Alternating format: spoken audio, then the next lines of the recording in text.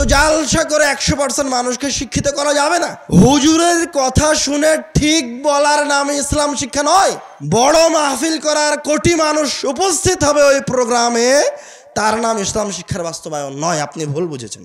বাংলাদেশের শতকরা 95% মসজিদের সভাপতি ওই এলাকার সবচেয়ে নিকৃষ্ট বদমাহিস, গাঞ্জাখোর, মদখোর, দাড়ি চাছে, টাকনোর নিচে কাপড় পরিধান করে ওই এলাকার সবচেয়ে নিকৃষ্ট শয়তান লোকটা ওই মসজিদের সভাপতি। রাসূলের যুগ থেকে 400 শতাব্দী পর্যন্ত মুসলমানের সন্তানরা জীবন শুরু করত। সাহাবায়ে কেরামগণ যারা ইসলাম গ্রহণ করেছে তারাও তাদের জীবন শুরু করেছে এবং শিক্ষা অর্জন শুরু করেছে মসজিদ দিয়ে। আর আমার আপনার সন্তানেরা তাদের জীবনের সূচনা করে ব্রাকের স্মার্ট দিয়ে। আমি তো আপনাদের গাইবান্ধা জেলায় দাওয়াতি সফরে আসলাম, আপনাদের দিনাজপুর জেলায় দাওয়াতি সফরে আসলাম। আলহামদুলিল্লাহ 2 সফর মিলে প্রায় 150 মতো, মানে 150টার অধিক মসজিদে মক্তব উদ্বোধন করেছে আলহামদুলিল্লাহ। তো আপনারা এই ভিডিওগুলি দেখেন কিনা আমি বলতে পারবো না।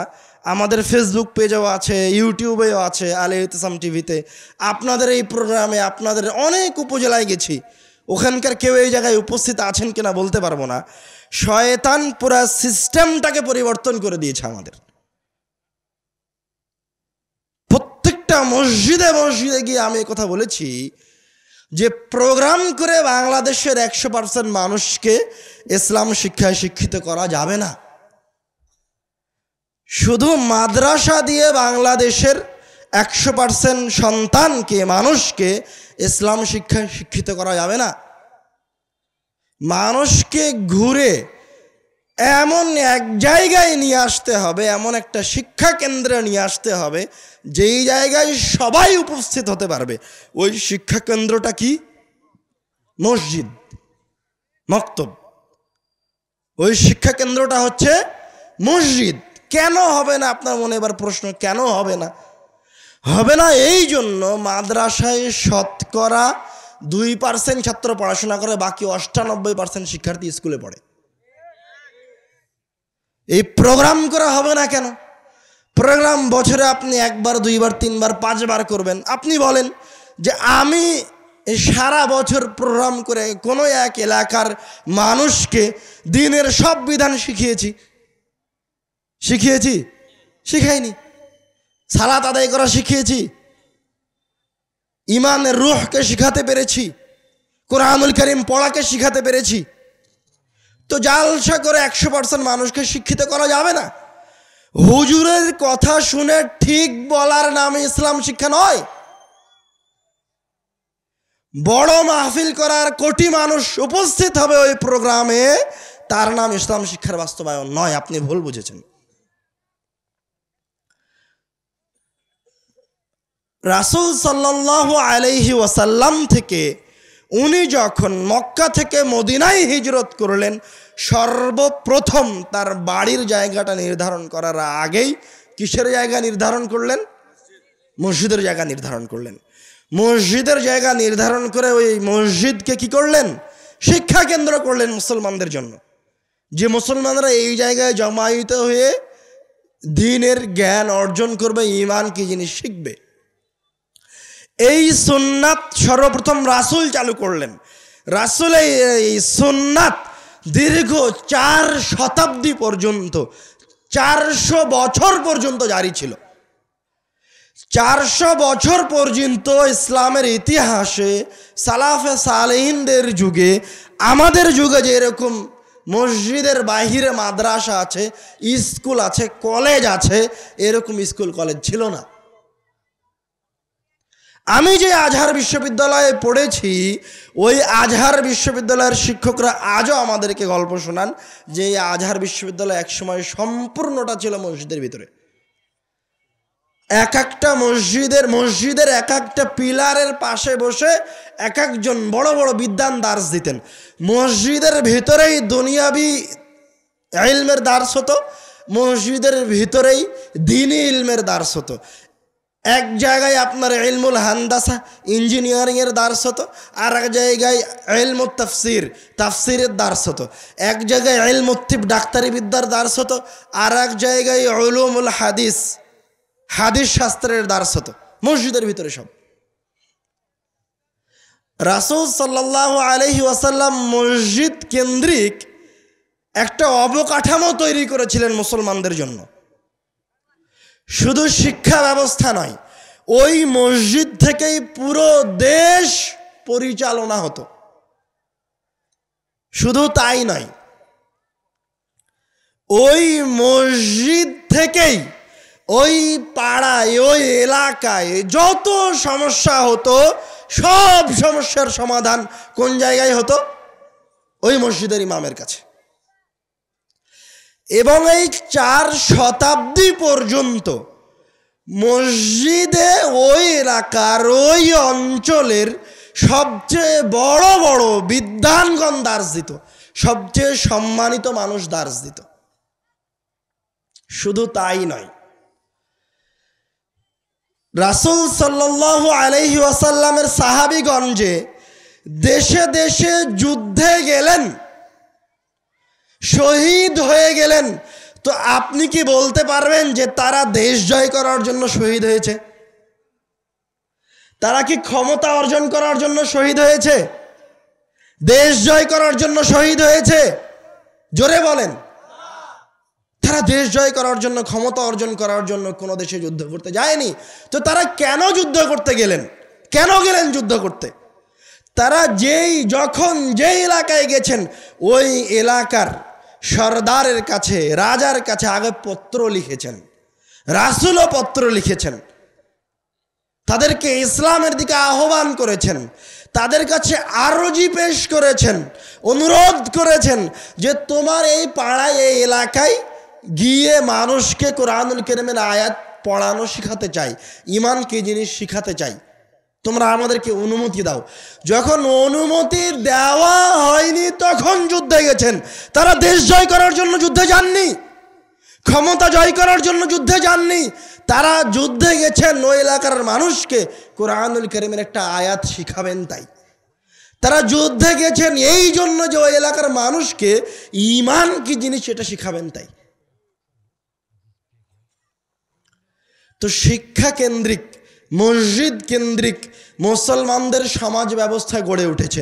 এখন এবার আমাদের জীবনে আসেন, আমাদের যুগে, আমাদের সময়।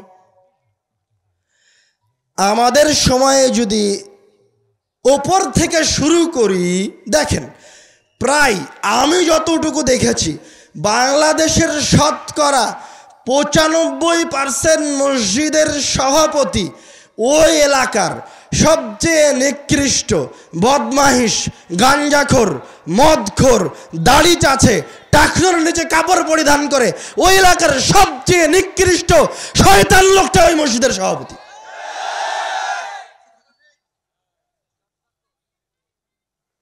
অথচ ওই মসজিদের সভাপতি হওয়ার কথা ছিল ওই এলাকার সবচেয়ে পরহেজগার ব্যক্তিটা,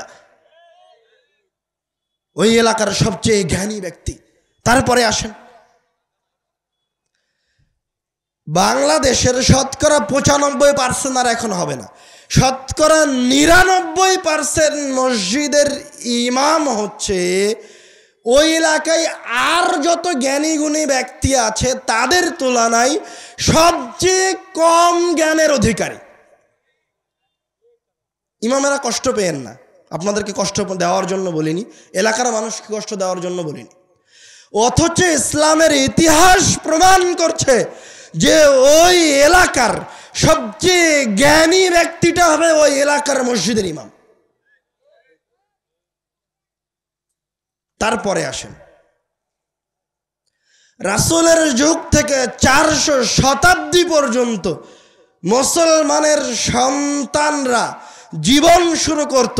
সাহাবায়ে কেরামগণ যারা ইসলাম গ্রহণ করেছে তারাও তাদের জীবন শুরু করেছে এবং শিক্ষা অর্জন শুরু করেছে মসজিদ দিয়ে। আর আমার আপনার সন্তানেরা তাদের জীবনের সূচনা করে ব্রাকের স্মার্ট দিয়ে, কেজি স্কুল দিয়ে। অথবা মসজিদের বাহিরে, মসজিদ দিয়ে শুরু করে না জীবন। এর জন্য দায়ী কে? শুধু তাই নয়, আমাদের সমাজে বর্তমান সময়ে ওই দিক আর না বাড়াই, আরো সহজ করে বুঝেন। সহজ করে বুঝেন মানে মসজিদের দিকে যাওয়ার ফজিলত আছে না নাই? আপনি বলেন দেখি যে ওই ব্রাকের ওই ঘরের দিকে যাওয়ার ফজিলত আছে? শুধু ফজিলত আছে নয়, মসজিদে যাওয়ার ফজিলত আছে নয়, রাসূল সাল্লাল্লাহু আলাইহি ওয়াসাল্লাম বলছেন, মান গাদা আও রাহা ইলাল মসজিদ আ'আদাল্লাহু লাহু ফিল জান্নাতি নুজুলা। যখন কোনো ব্যক্তি মসজিদের উদ্দেশ্যে বের হয়, শুধু মসজিদের উদ্দেশ্যে বের হয়েছে, মহান রব্বুল আলামিন জান্নাতে তাকে অভ্যর্থনা দেওয়ার জন্য অপেক্ষা করছেন, তাকে আল্লাহ সম্মানিত করতে চান। আপনি বলেন ওই যে কেজি স্কুলে গেলে আপনাকে আল্লাহ সম্মানিত করার জন্য অপেক্ষা করছেন? রাসূল সাল্লাল্লাহু আলাইহি ওয়াসাল্লাম বলছেন, মান গাদা ইলাল মসজিদ লা ইউরিদু ইল্লা আন ইয়াতাআল্লামা খায়রান আও ইউআল্লিমা।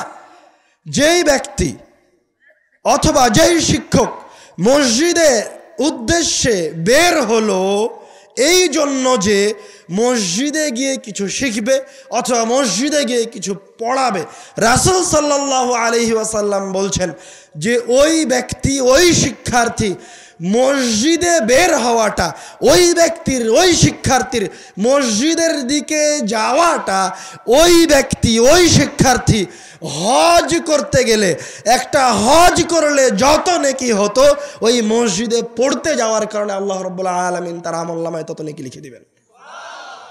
আপনি বলেন যে ওই ব্রাকের ওই স্কুলে গেলে আল্লাহ রাব্বুল আলামিন আপনার আমলনামায় একটা হজ করার সময় নেকি লিখে দিবেন? বলেন, আপনার সন্তানরা কোথায় যায় পড়তে? সকালবেলায় মসজিদে যায় না, ব্রাকে যায়? কিন্ডারগার্টেনে যায় না, মসজিদে যায়? আপনাকেই দেখাই, আরো স্পষ্ট করে দেখেন, বাংলাদেশের শতকরা 95% মানুষ মুসলমান। ক্ষমতায় যারা ওপরে আছে, যারা সিলেবাস বাস্তবায়ন করছে, যারা নিয়ম কানুন প্রণয়ন করছে, তারা মুসলমান না হিন্দু খ্রিস্টান? কোনো এক পাড়ার মুসলমানদের সন্তান না? ওই মুসলমান ওই জায়গায় বসে, ক্ষমতায় বসে ইসলামের বিরুদ্ধে, দ্বীনের বিরুদ্ধে, ধর্মের বিরুদ্ধে সিলেবাস প্রণয়ন করছে, শিক্ষা ব্যবস্থা চালু করছে, দ্বীনের বিরুদ্ধে, ধর্মের বিরুদ্ধে নতুন নিয়ম চালু করছে। আবার আর একজন মুসলমান, ওয়ারি বাপ, ওয়ারি দাদা, ওয়ারি ভাই রাস্তায় নেমে ওই নিয়মের বিরুদ্ধে, ওই সিলেবাসের বিরুদ্ধে মিছিল করছে। তো আপনি বলেন যে ওই জায়গায় কে ওই ছেলেটাকে পাঠিয়েছে?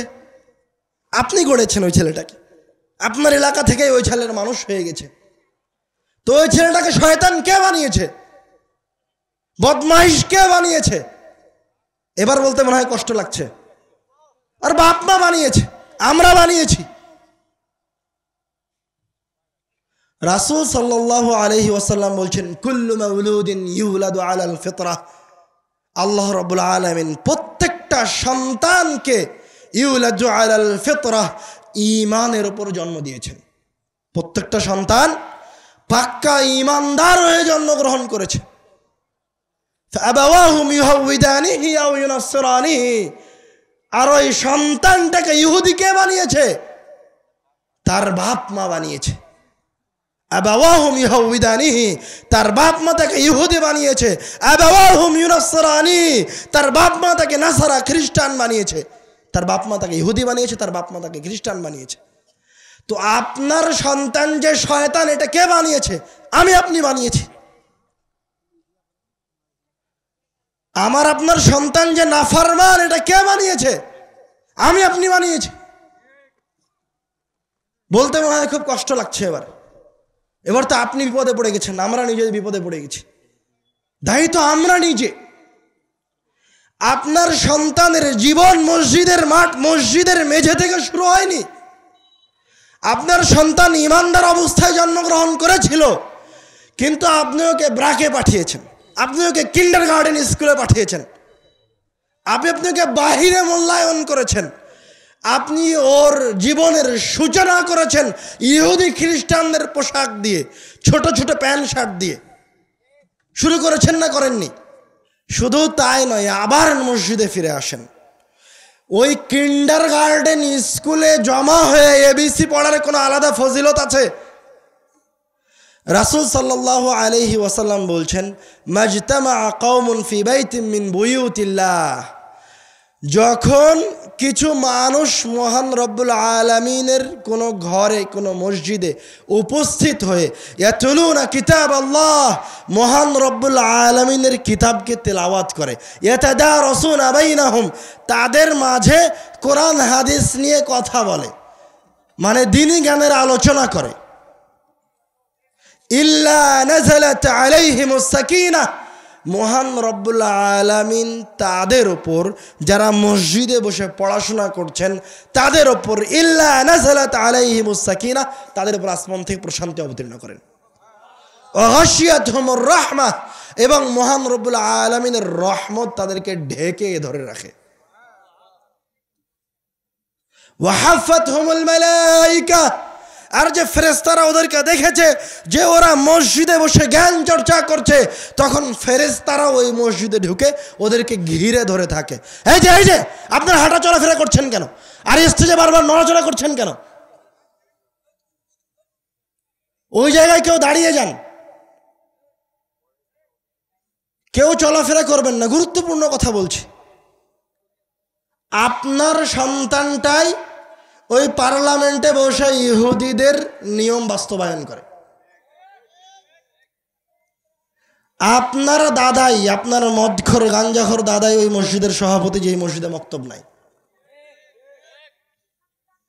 আপনি তো কোনোদিন কোনো আলেমের কথাই শোনেননি। এই মানুষকে তো হুজুরেরা জমা করেছে ওর কাছ থেকে টাকা তুলবে, তাই ওকে শিখাবে, এই জন্য কোনো হুজুর কোথাও জমা করে না।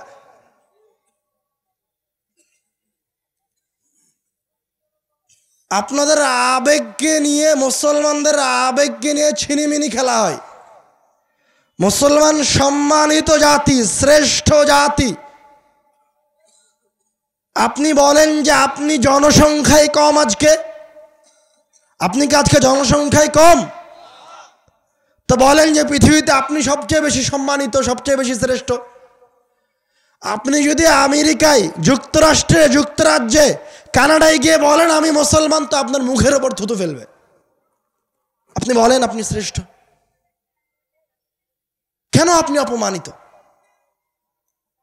এই কথা তো কোনো হুজুর আপনাদেরকে বলে না। কোনো হুজুর তো মসজিদে মসজিদে গিয়ে মক্তব চালু করে না। মসজিদে তো সবচেয়ে ভালো শিক্ষক রাখার ব্যবস্থা করে না, করবে না। ওটা করাতে তো ব্যক্তিগত ফায়দা নাই, উপস্থিত ফায়দা নাই। ওটাতে উপস্থিত ফায়দা প্রোগ্রামে আছে, জালসায় আছে। জালসাতে আসলে 20,000, 30,000, 50,000 টাকা পাওয়া যায়। আমি 7 দিন যাবত দিনাজপুরের গ্রামে গ্রামে, পাড়ায় পাড়ায়, সেই পল্লী অঞ্চলে যেখানে গাড়ি যায় না সেখানেও গেছি মোটরসাইকেল নিয়ে। তো বলেন যে কোনো মসজিদে গিয়ে আমাকে 50,000 টাকা দিয়েছে। 7 দিনের এই সফরে, লম্বা সফরে, এই ক্লান্তিকর সফরে কোথাও গিয়ে টাকা নিয়েছি? দিলেও তো নিব না, ফিসাবিলিল্লাহ বের হয়েছি। এটা বুঝাতে চাচ্ছি এদেশের মানুষকে, আব্বু 32 বছর যাবত এই দেশের মানুষকে ভালোবেসে জীবন বাজি রেখে পরিশ্রম করে যাচ্ছেন। উনি এমন একজন ব্যক্তি যে স্টেজে দাঁড়ালে হাদিস আর কোরআনুল কারীমের অনুবাদ ছাড়া অন্য কিছু করেন না। এটা উনি কেন করেন? উনি আপনাদেরকে ভালোবাসেন। উনি পাড়ায় পাড়ায় মহল্লায় কেন যান? উনি আপনাদেরকে ভালোবাসেন। উনি চ্যালেঞ্জ করেছেন যে কোনো মাহফিল কমিটি বলতে পারবে না যে আব্দুর রাজ্জাক বিন ইউসুফ কোনোদিন কন্ট্যাক্ট করে কোনো মাহফিলে এসেছে। এটা উনি চ্যালেঞ্জ করেছেন। কোনো মাহফিল কমিটি এটা প্রমাণ করতে পারবে না যে আব্বুর হাতে টাকা তুলে দেওয়া হয়নি, এই জন্য আব্বু মন খারাপ করে এই প্রোগ্রাম থেকে চলে গেছেন। তো এটা আমি আব্বুর তাজকিয়া করার জন্য বলিনি, এই জন্য বলছি যে আমরা আসলে আপনাদেরকে ভালোবাসি। আপনাদেরকে কোরআনুল কারীমের হাদিসের কথা বলার জন্য এসেছি। আসল জায়গায় ফিরিয়ে নিয়ে যেতে চাই, যে জায়গায় রাসূল ছিলেন। তো 32 বছর ধরে আব্বু এই মাঠ চাষ করছেন। আপনারা অনেক মানুষ, হাজার হাজার মানুষের কাছে আমরা এই বিবৃতি শুনেছি যে ওনার কথা শুনে এখন আর বিড়ি সিগারেট খায় না, ওনার কথা শুনে ক্রামবোর্ড ভেঙে ফেলেছে, টিভি ভেঙে ফেলেছে, ওনার কথা শুনে এখন সহি দ্বীন মানার চেষ্টা করে, আকীদা শুদ্ধ করার চেষ্টা করে। এগুলি তার দীর্ঘ 32 বছরের পরিশ্রম। তো উনি যে দীর্ঘ 32 বছর যাবত এই পরিশ্রম করে গেলেন প্রোগ্রামে, তো আমরা যখন আবার মাঠে এসেছি, আমরা এসে দেখছি, বিশেষ করে আব্দুল্লাহ ভাই এসে দেখলেন যে এই খেদমতটা মানুষ সঠিক পথে আসলো, কিন্তু মানুষকে এই প্রোগ্রাম করে শিক্ষিত করা যাচ্ছে না। প্রোগ্রাম করে আপনাকে ভালো দিকে নিয়ে আসা হয়েছে, ভালোর দিকে আপনি এসেছেন, জুয়াও খেলেন না, টাকানোর নিচে প্যান্ট পরেন না, ডান হাত দিয়ে আপনার কাজ করেন, খাবার খান, সব কিছুই করেন, সন্তানকে মাদ্রাসায় দিয়েছেন, কিন্তু 100% মানুষকে শিক্ষিত করা যাচ্ছে না। আব্বুর এই 32 বছরের খেদমতকে ধরে রাখার জন্য আব্দুল্লাহ ভাই বলল যে রাসূল সাল্লাল্লাহু আলাইহি ওয়াসাল্লাম যেইভাবে দিন শিক্ষার ব্যবস্থা করেছিলেন প্রত্যেকটা মানুষের জন্য, ওইভাবে বাংলাদেশের প্রত্যেকটা মানুষের জন্য দিন শিক্ষার ব্যবস্থা করতে হবে, শুধু প্রোগ্রাম দিয়ে হবে না। প্রত্যেকটা মানুষ মাদ্রাসায় উপস্থিত হতে পারবে না, প্রত্যেকটা মানুষ মসজিদে উপস্থিত হতে পারবে।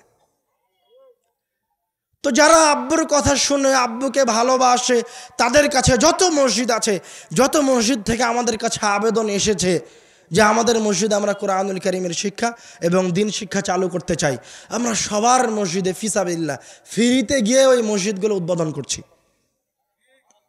এখন পর্যন্ত প্রায় 500-র অধিক মসজিদে মক্তব উদ্বোধন করা হয়েছে আলহামদুলিল্লাহ। আমরা শুধু মসজিদে গিয়ে মক্তব উদ্বোধন করিনি, ওই মসজিদের ইমামকে, ওই মসজিদের শিক্ষককে ট্রেনিং দেওয়ার ব্যবস্থা করা হয়েছে।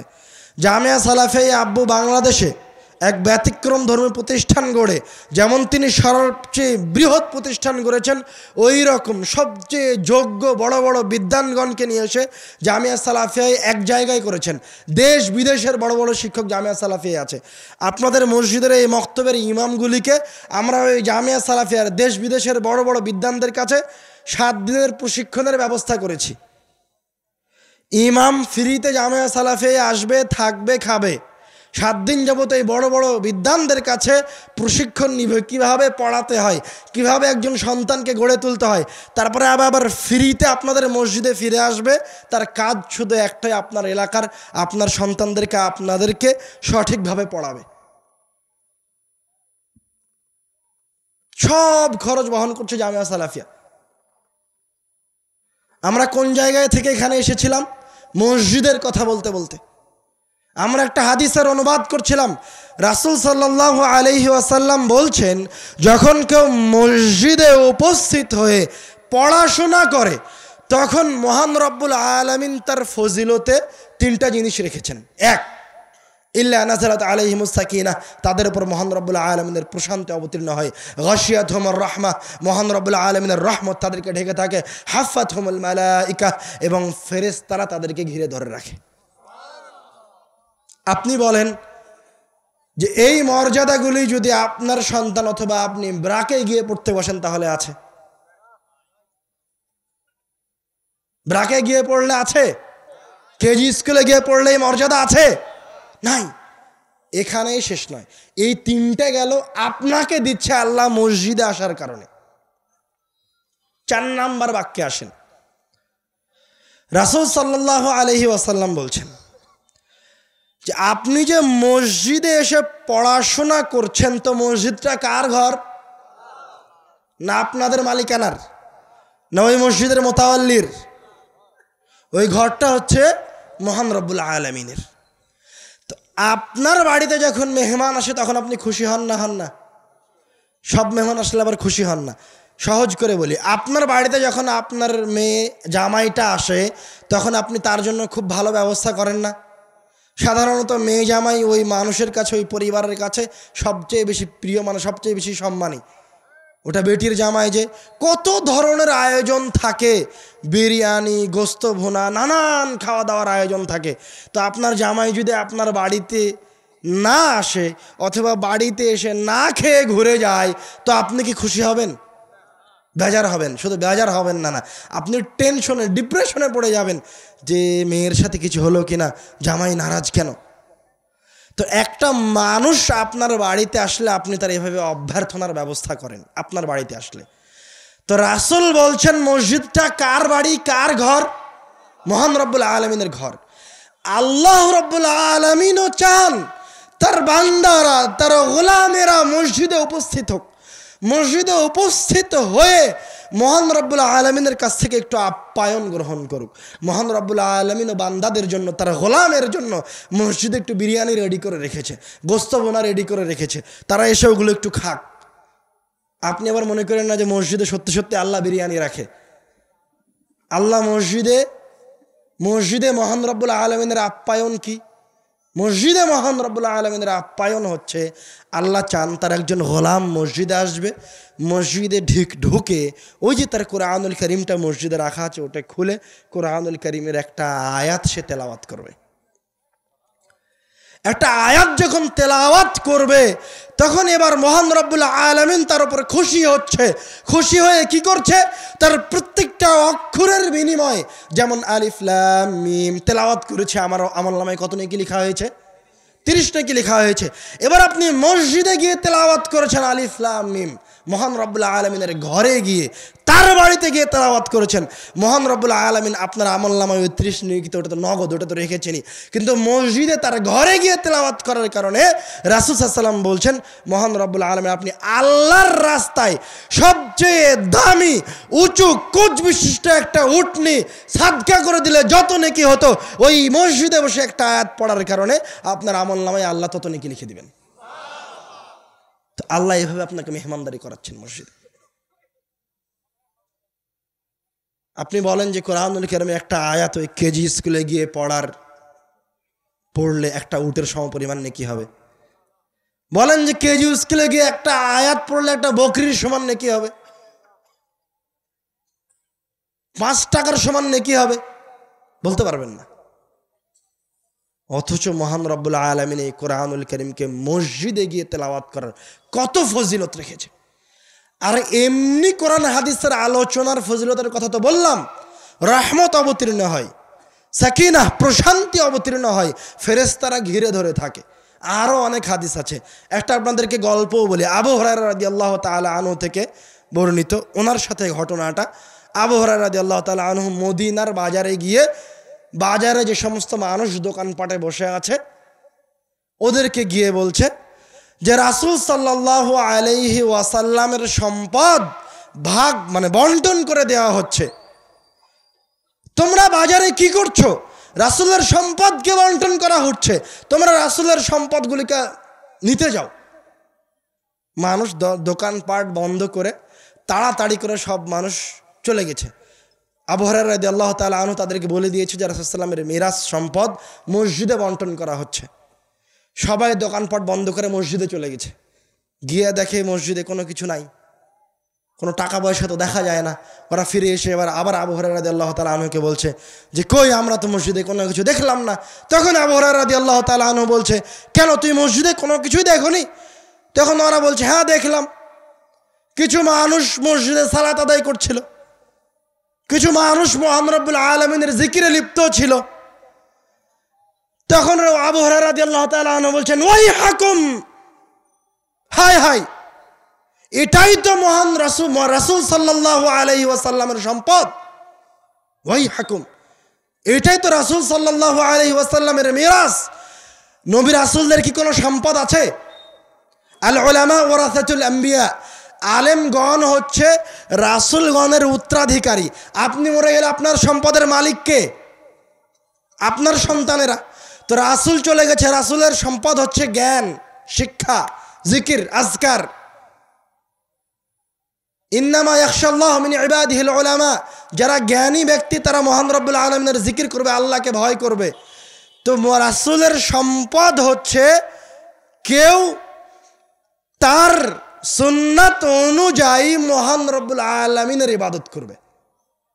এটাই রাসূলের মিরাস, এটাই রাসূলের সম্পদ। তা আবু হুরায়রা রাদিয়াল্লাহু তাআলা আনহু বলছে, আরে যারা সালাত আদায় করেছিল, তারা জিকিরে লিপ্ত ছিল, তারাই তো রাসূলের মিরাসকে গ্রহণ করছে, নিচ্ছে, সংগ্রহ করছে। ওটাই তো আসল মিরাস। আর কোন মিরাস আছে? রাসূলের কি জমি জায়গা আছে যে বন্টন করা হবে? এর নাম মসজিদ। আবার আমাদের অবস্থার দিকে ফিরে আসেন।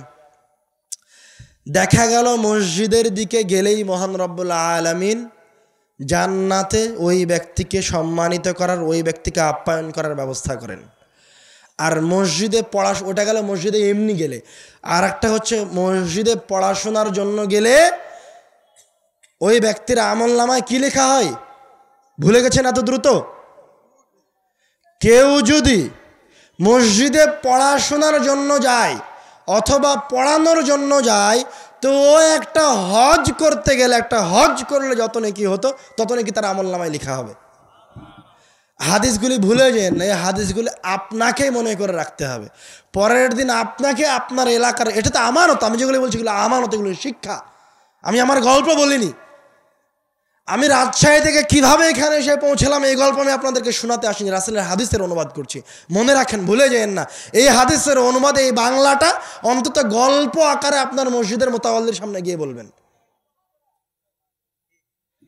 মসজিদে পড়তে গেলে, পড়াতে গেলে আপনি হজ করলে যত নেকি হতো তত নেকি হয়। আর মসজিদে বসে পড়াশোনা করলে আল্লাহর পক্ষ থেকে রহমত, প্রশান্তি আর ফেরেশতারা ঘিরে ধরে থাকে। আর মহান রব্বুল আলামিন ওই জায়গার একটা অংশ থেকে গেছে। তো আপনার বাড়িতে যে আপনার জামাই আসলো, এসে যে খাওয়া দাওয়া করলো, তো আপনি খুব খুশি হলেন না? তো মহান রব্বুল আলামিনের ঘরে যখন তার গোলাম আসে, তার বান্দা আসে, তখন মহান রব্বুল আলামিন তো আপনার আমলনামায় এগুলি দিলই। একটা কোরআন তেলাওয়াতের বিনিময়ে উটের সমপরিমাণ নেকি দিল, পড়াশোনা করার কারণে, বসে থাকার কারণে রহমত, প্রশান্তি অবতীর্ণ হলো, একটা হজ করার সমান নেকি হলো। এগুলি তো সব আপনি নিলেন, কিন্তু মহান রব্বুল আলামিনের ঘরে যে উপস্থিত হয়ে আপনি পড়েছেন, ঘরে যে উপস্থিত হয়ে আপনি যে দিন শিক্ষা অর্জন করেছেন, এই জন্য আল্লাহ এত খুশি হন, এত খুশি হন যে মহান রব্বুল আলামিন খুশিতে তার আশেপাশে যে সম্মানিত ফেরেশতারা আছে ওদেরকে বলেন যে দেখো আমার ওই মসজিদে অমুক বান্দারা বসে পড়াশোনা করছে। এটা হচ্ছে মহান রব্বুল আলামিনের খুশি। প্রত্যেকটা মানুষকে, প্রত্যেকটা বান্দাকে অবশ্যই মসজিদে ফিরে যেতে হবে, বাধ্য। প্রত্যেকটা মুসলমান মসজিদে ফিরে যেতে বাধ্য, প্রত্যেকটা সন্তান মসজিদে ফিরে যেতে বাধ্য। আমি আপনাকে বললাম, আপনি প্রমাণ করতে পারবেন না, কিয়ামত পর্যন্ত প্রমাণ করতে পারবেন না যে কোনো সাহাবী, আমাদের কোনো সালাফ ক্ষমতা অর্জন করার জন্য জীবন দিয়েছেন। আমাদের কোনো সাহাবী, রাসূল সাল্লাল্লাহু আলাইহি ওয়াসাল্লামের কোনো সাহাবী রাজত্ব অর্জন করার জন্য, টাকা পয়সার জন্য জীবন দিয়েছেন। তারা জীবন দিয়েছেন ওই এলাকায় কোরআনুল কারীমের শিক্ষা বাস্তবায়ন করবেন। তাই তো আপনার জীবনের জিহাদ হচ্ছে আপনি মরা পর্যন্ত ওই মসজিদে শিক্ষা বাস্তবায়ন করার জন্য জীবন দিয়ে দিবেন।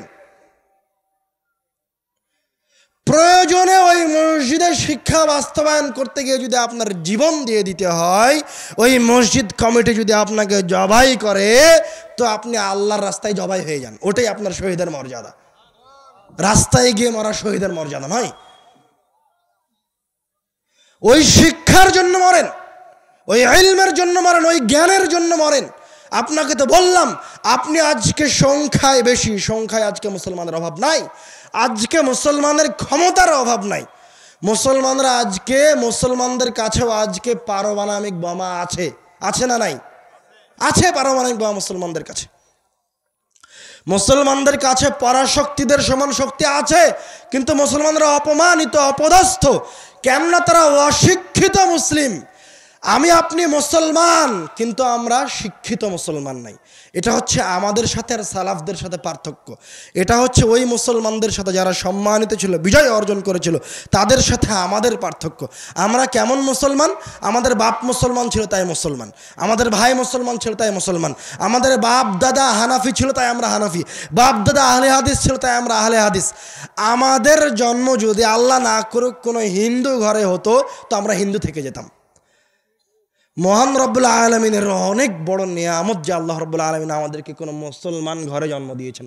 আলহামদুলিল্লাহ যে আমরা ঈমানের ওপর জন্মগ্রহণ করেছি, ঈমানের ওপরে আছি, অন্তত মুসলমান অবস্থায় আছি। কিন্তু অপমানিত, অপদস্থ কেন? অশিক্ষিত তাই। আপনি ঈমান নাম নিয়েছেন, মুসলমান নাম নিয়েছেন, এই জন্য আপনি দুনিয়ায় পরাশক্তি হবেন এ কথা নয়, দুনিয়াবী জীবনে সম্মানিত হবেন এ কথা নয়। দুনিয়াবী জীবনে তখনই পরাশক্তি হবেন, তখনই সম্মানিত হবেন যখন আপনি একজন শিক্ষিত মুসলমান হবেন। আপনি আজকে ভীত, ভারতকে দেখে ভয় পান, নাউজুবিল্লাহ। পরাশক্তি তো বহু দূরের কথা।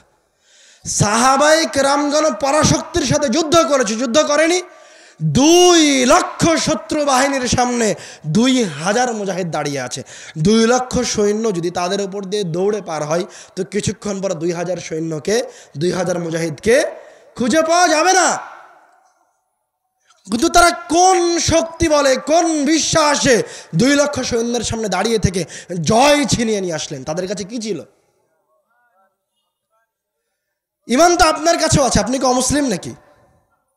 ওরা ছিল শিক্ষিত মুসলমান, আর আমি আপনি হচ্ছে অশিক্ষিত মুসলমান।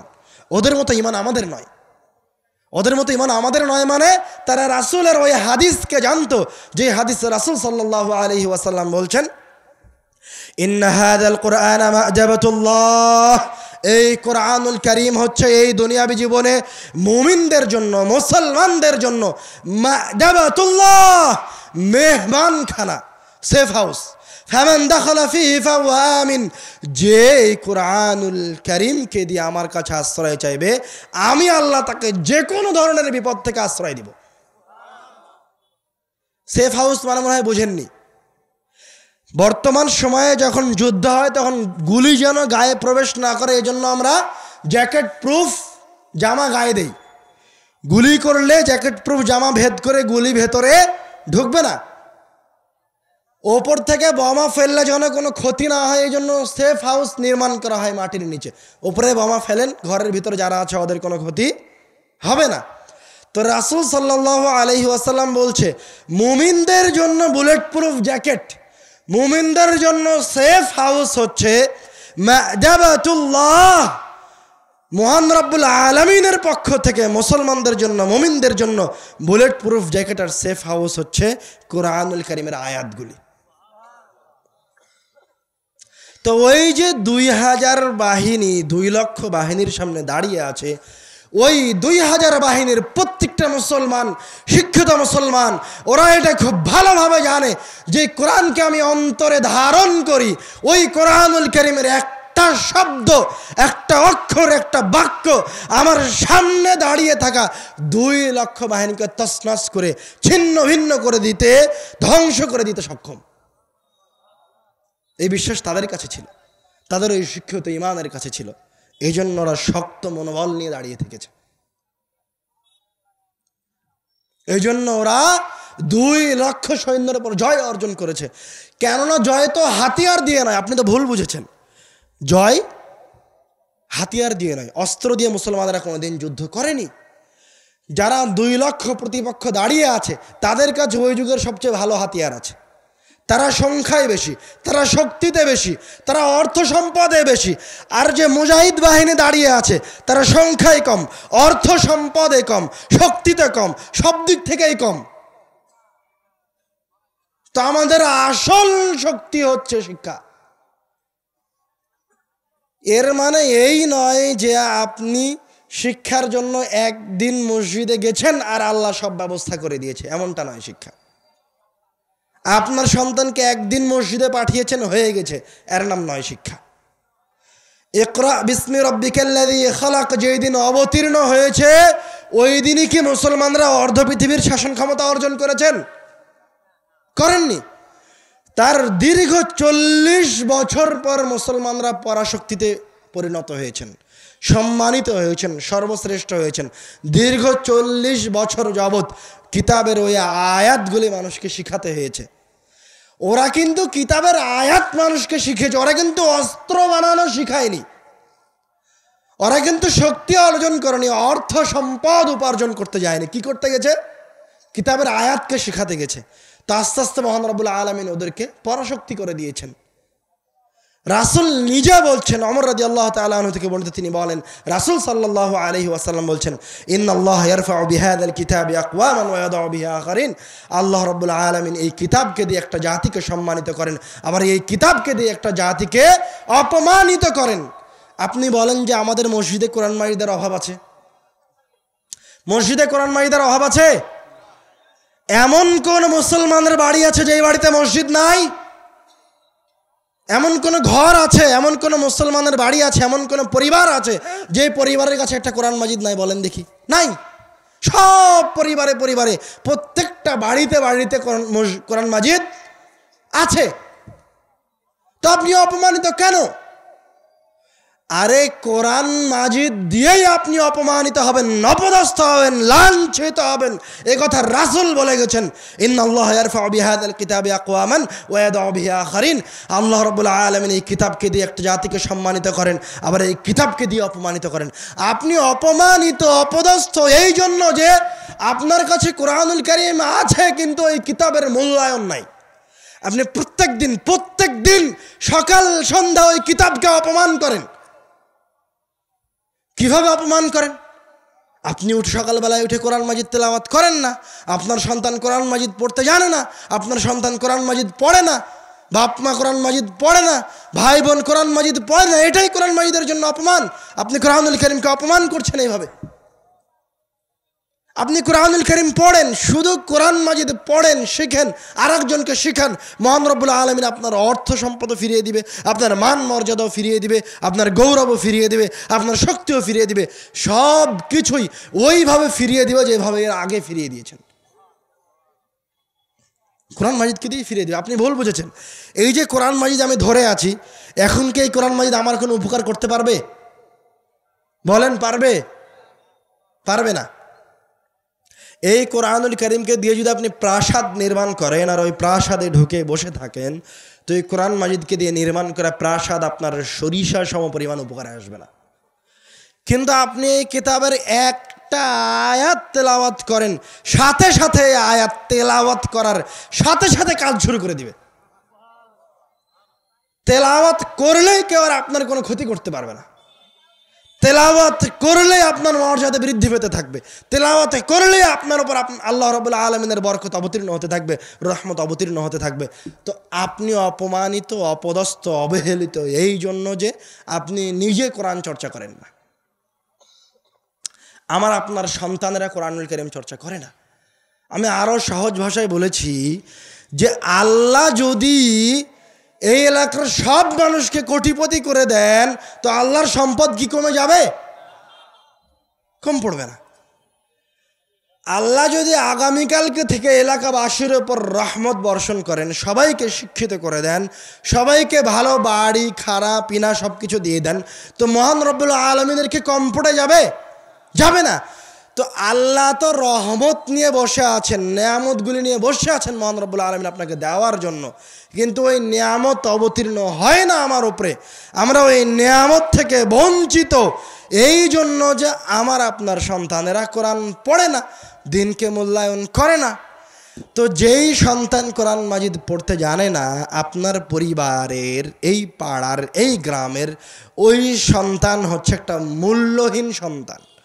ও হচ্ছে খড়কুটো, ও হচ্ছে আগাছা, ও শুধু আগাছা নয়, ও হচ্ছে পায়খানা। ওর দুর্গন্ধ এত বেশি যে আল্লাহর নিয়ামত উপর থেকে নিচে নামে না। কথা কি বুঝতে পারছেন? তো এখন আপনাকে মসজিদে ফিরে আসতে হবে না? হবে না? মসজিদে ফিরে আসতে পারবেন তো ইনশাল্লাহ? আপনার পাড়ার মসজিদগুলিতে আবার কোরআনুল কারীম শিখানোর ব্যবস্থা করতে পারবেন তো ইনশাল্লাহ? সবচেয়ে ভালো শিক্ষক মসজিদে রাখতে পারবেন তো ইনশাল্লাহ? ইনশাল্লাহ। এটা করতে হবে, প্রত্যেকটা মুমিন এই কাজ করতে বাধ্য। আপনারা যদি না পারেন তো সহযোগিতা করার জন্য আমরা আছি আপনাদেরকে, ইনশাআল্লাহ জান প্রাণ বাজি রেখে আপনাদেরকে সহযোগিতা করার জন্য সবসময় জামিয়া সালাফিয়া প্রস্তুত আছে। আপনারা সামনে আগান, ওটাই আমার আর আপনার জীবনের সবচেয়ে বড় জিহাদ।